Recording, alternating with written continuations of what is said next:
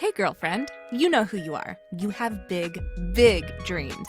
You want to write a book, stand on a TED Talk stage, be a life coach offering wisdom from your RV in Montana, a cafe in Barcelona, or a beach chair in Tulum.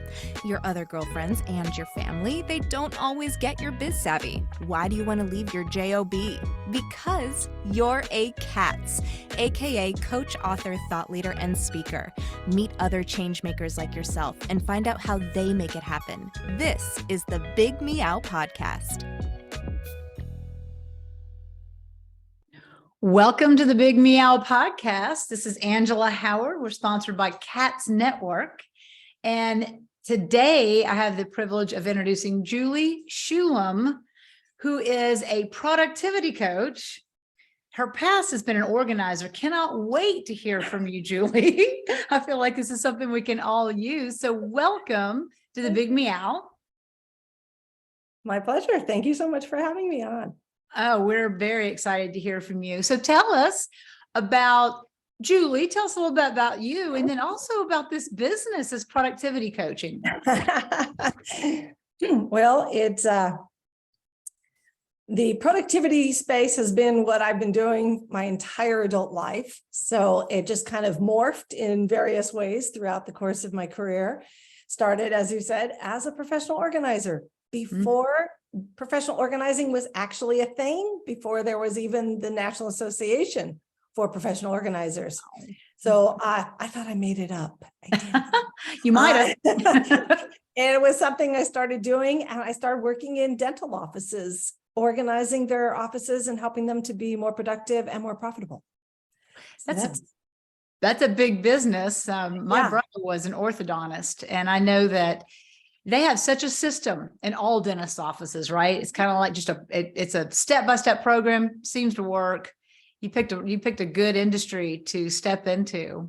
Yeah. So I do read from your biography that you have been an entrepreneur for 3 decades. And so you are talking to us coaches, authors, thought leaders, and speakers. And so I bet you have more than one nugget of wisdom. But did you have some like suggestions or ideas about this whole being a coach business? I'd be happy to enlighten you on that one.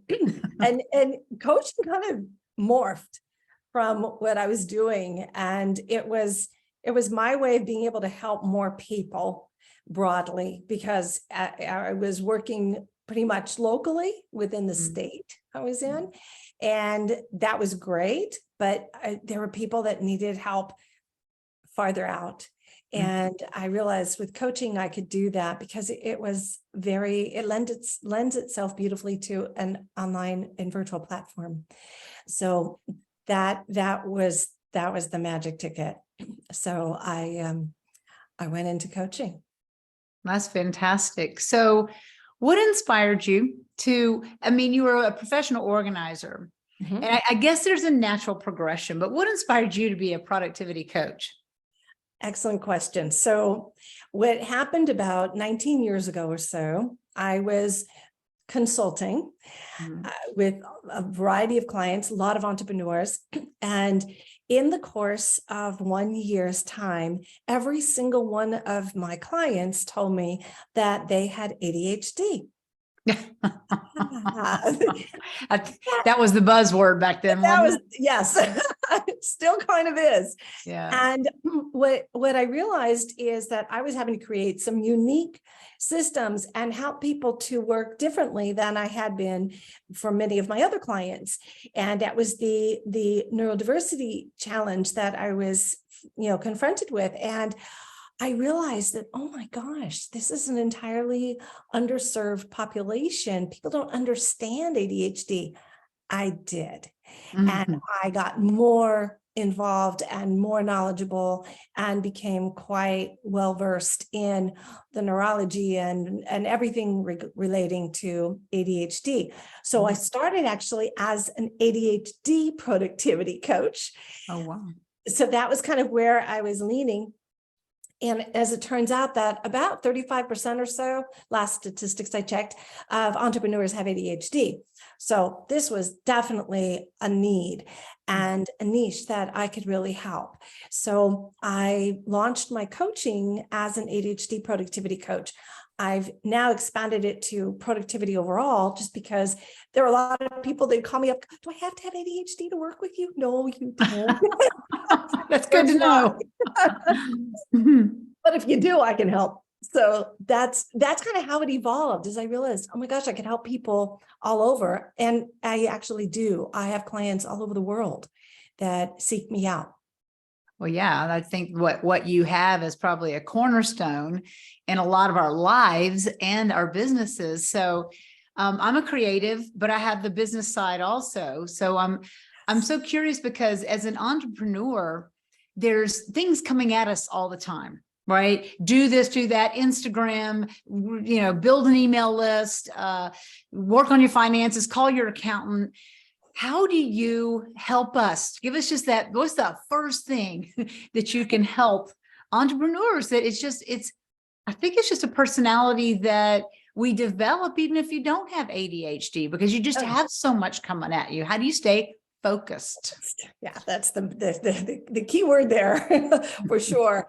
And one of the things that are the main thing that I help my clients to do, and I do for myself, I practice what I preach here, is that you've got to have really, really well-designed systems and automate everything you do. Not to the point where you're robotic and you're not, all, working with your clients in a very heartfelt place.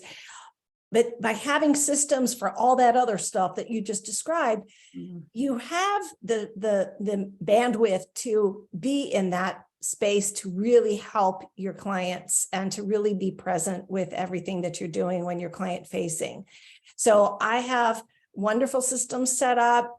Everything's pretty much automated. I have people that I can hire, that I do hire, that help with some of the back end stuff that I'm not as good or fast at, that they are better at doing. So you've got to be really good and careful about delegating and letting go and not trying to do everything yourself, because that's not realistic. And you can't grow if you're trying to do all the little details and all the minutia that has to be done. So I have someone who manages my website, and she takes care of sending out my e-blasts. And I have someone else who works on getting all my social media stuff sent. Because I don't have time for that. Also, I'm not that good at it, to be perfectly honest. Why should I do that? Let me give someone else a job and let them do that where their strengths are. So really having good systems and having good people in place to help with the things that need to get done, I'd say. Structure. So I hear that structure's it, but then you got to be persistent about sticking with your own structure. Am I correct on that one? You got to be consistent. And then trust. And then, okay, so I think it's hard for some entrepreneurs to let go of these things you said to delegate to. Nobody can be good at all that. In fact, you drive yourself nuts, especially with the, social media part of it. And how do you let go? I got two questions for you. Okay. How do you let go of wanting to do it all? Okay. That's tough. And then I want you to define productivity. What does it mean to be productive in your definition, in your world? All right. I'll answer the first question first. So repeat it again. It's how do you let go? Because we feel like it started it's my business. I should be able to do it all. I need to do it all because nobody can do it like I do. So, and in some cases, that's true. I'm not going to farm out my coaching to somebody, right. But I certainly can have someone do my bookkeeping. I can certainly have someone do my marketing, my social media stuff. So what I do is I figure out, okay, how much is my time worth? And is that thing that I'm doing worth what I'm paying myself? That's great. That's a good nugget. Okay. That's the way I kind of figure it out. If I could hire someone to do it for less than it costs me, and I'm going to do that. Mhm. It's, Well, it's really bottom line. there's the financial part of that comparison, but there's also the personal livelihood. There's the, yes. Yes. She's touching Yes, her it's heart. the sanity component. Yes. And same thing applies. I look at, okay, would I rather be doing that task Mhm. or working on something that only I can do? Only I can be, you know, I get like writing. I write my own pieces because it's coming out of my experiences, my head. I can't have someone do that for me. I'm not going to hire someone to write what my content for my books or for my blogs. I can have someone maybe write from some of the stuff I've done for a marketing piece, for example, but they're still taking my stuff. Mm-hmm. So, sorry. Yeah, we got the same Doggies. thing over here. Mine's asleep. So basically, it works out so that I'm very careful about the things that I do and make sure I'm doing the things that are my strengths. Mm-hmm. And the things that are not, I don't want to waste my time doing because I have something more valuable maybe to do with my time. So I'm looking at, and something I love. So Yeah. I'm looking at, okay, what do I want to do? And what do I not want to do? Right. And can I hire someone to do it, especially if they can do it better and faster? Oh my Yeah. gosh, putting on an Instagram post, this is scary. It takes me forever. I don't know how many times I've had someone help me do that. I'm like, no, I need help with that. So share with us a success story. Tell us about someone that you worked with recently that came in one way, let's say, and left a different. Oh my gosh, there are so many. Okay, the one that just comes to mind really quickly. I had a gentleman who I started working with, and I'm going to give very little detail so that to keep the Yes. confidentiality in place, of course. I understand. And he was having a lot of problems keeping staff. He had about 150 people reporting to him, and he had a lot of attrition. And it was not okay. And he was losing his credibility within the company, and he realized something was not okay. And he came to me and he goes, okay, so I know I've got an issue because people keep telling me. And it's like, okay, that wasn't really, he didn't need to state it so bluntly, but he did. And one of the things that was an issue is that he was just really, he didn't speak to people in a very kind way. And he didn't smile, and he looked like he was going to, jump down your throat. So I started first by, getting to know him, and we talked and everything. And on the second session, I said, I'm going to give you one little thing to do for homework just this week. Just add to the list. Smile, just smile. And he tried it out. It felt a little weird, I think, to him. And so he started to smile. And I said, smile at work a lot. And so he did. And we got into the third session, and he came online smiling for the first time. It stuck. And I said, so how's it been this week? He goes, well, people are talking to me, and they're not running away as much, and they seem to be a little bit more okay with me. I said, okay, good. So this is working. They're seeing you're being a little bit more approachable. And then we did some role playing on how to speak in a way that is not accusatory, and to really praise people often. And, all these leadership skills that he was lacking, the soft skills that we all hear the buzzword about. Yeah, he needed them. And so we worked on these things, and he's not the only person I've done this with, obviously, but this one comes to mind. And in a couple sessions, he started shifting how he communicated and how he complimented his staff. His attrition rate, people stopped quitting. They stayed after he had a little chat with them about something that he wanted them to improve and change upon. They usually would quit right afterward. They stopped quitting. And he realized he was approachable, and he was becoming a good leader. So not only did that all shift, he also ended up with a promotion. So his superiors noticed a big difference in everything as well. So things shifted in a good way. It was awesome. So it sounds like productivity looks very different between each client, in that I see his productivity and how it changed in just such a simple little addition. I'm sure there's other things you worked with behind the scenes, but I hope that there are some leaders that are listening to this podcast that will take that nugget home, or that nugget to the office with them.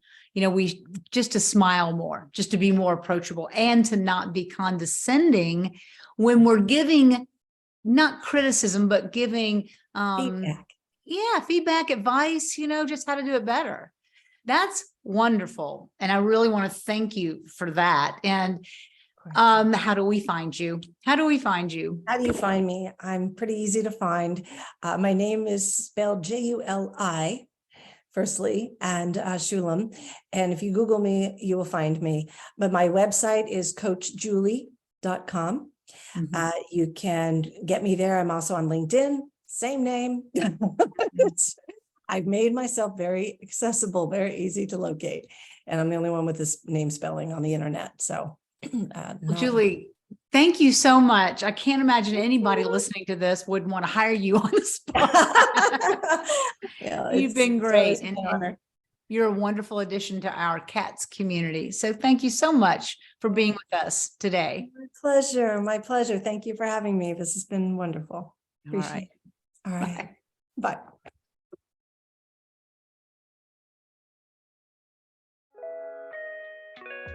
Thanks for listening to the Big Meow podcast, sponsored by C.A.T.S Network. If you liked what you heard, please take a moment to subscribe and share this podcast with your friends.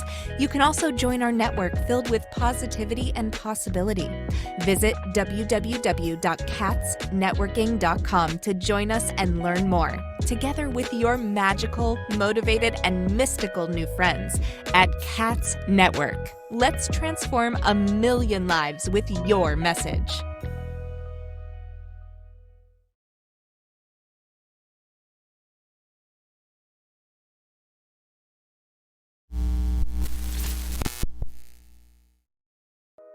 Are you feeling isolated sitting at home in your PJs? Or perhaps you're tired of the comfy sweatpants with holes in them that are hidden just below the camera?